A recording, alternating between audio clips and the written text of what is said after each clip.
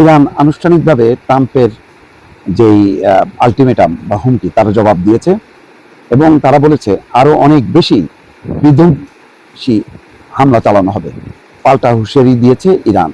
ইরানের বেসামরিক লক্ষ্যবস্তুতে হামলা হলে আরো অনেক বেশি বিধ্বংসী পাল্টা জবাব দেওয়া হবে বলে সোমবার সতর্ক করেছে দেশটির কেন্দ্রীয় সামরিক কমান্ড। ইরানের রাষ্ট্রীয় প্রচার মাধ্যম IRIBর টেলিগ্রাম চ্যানেলে প্রকাশিত এক বিবৃতিতে খাতাম আল আম্বিয়া কেন্দ্রীয় সদর দপ্তরের এক মুখপাত্র বলছেন যে বেসামরিক লক্ষ্যবস্তুতে হামলার পুনরাবৃত্তি হলে আমাদের আক্রমণাত্মক এবং প্রতিশোধমূলক অভিযানের পরবর্তী ধাপগুলো হবে আরো অনেক বেশি বিধ্বংসী এবং বিস্তৃত। যুক্তরাষ্ট্রের প্রেসিডেন্ট ডোনাল্ড ট্রাম্প ইরানের বেসামরিক অবকাঠামো ধ্বংসের হুমকি দিচ্ছে, অর্থাৎ বলছে যে বিদ্যুৎ কেন্দ্র এবং সেতু সবগুলো উড়াই দেওয়া হবে। হরমুজ প্রণালী খুলে দিতে এই চুক্তিতে আসতে তেহরানের উপর চাপ সৃষ্টির লক্ষ্যে তিনি এই হুমকি দেন। এখন পাল্টা হুমকি দিল ইরান। আরো গণমাধ্যমগুলোতে এসছে যে ধ্বংসযজ্ঞের হুমকি ট্রাম্পের, ইরান অনড়। যদিও এর মধ্যে একটা মানে আলটিমেটামের প্রস্তাব নিয়ে আলোচনা হচ্ছে, তার ভবিষ্যৎ কি বোঝা যাচ্ছে না। ইরানে এক সফল অভিযান চালিয়ে মার্কিন বিমান সেনা উদ্ধারের দাবি করছে ডোনাল্ড ট্রাম্প, কিন্তু সেগুলো উদ্ধার হয়েছে, কিন্তু হরমুজ প্রণালী তো বন্ধ আছে এবং নরক নামিয়ে আনার হুমকি দিছে। জবাবে ইরানের পররাষ্ট্র মন্ত্রণালয়ের মুখপাত্র বাঘারি বলছেন দেশটির জনগণ তাদের সার্বভৌমত্ব এবং নিরাপত্তা রক্ষায় সব শক্তি দিয়ে প্রতিরোধ গড়ে তুলতে প্রস্তুত।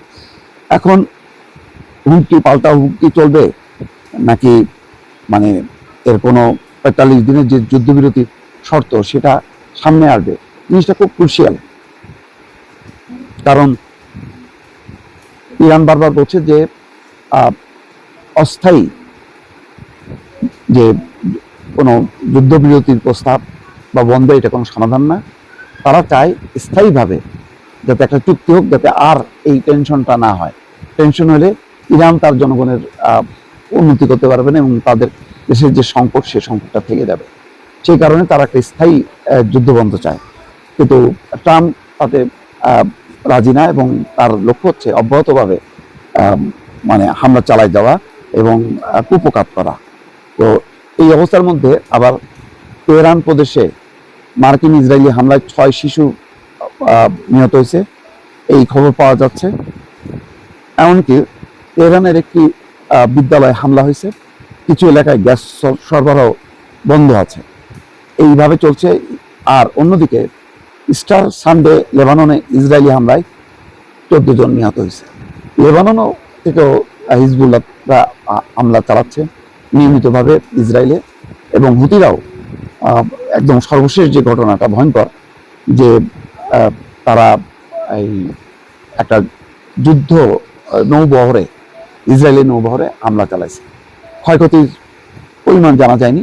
তো সব মিলায় আজকে কালকের মধ্যে একটা চূড়ান্ত পরিণতি বোঝা যাবে যে যুদ্ধবিরতির আলোচনা জন্য হামলা বন্ধ হবে নাকি সত্যি সত্যি ট্রাম্প তার লক্ষ্য অনুযায়ী চূড়ান্ত হামলা করবে।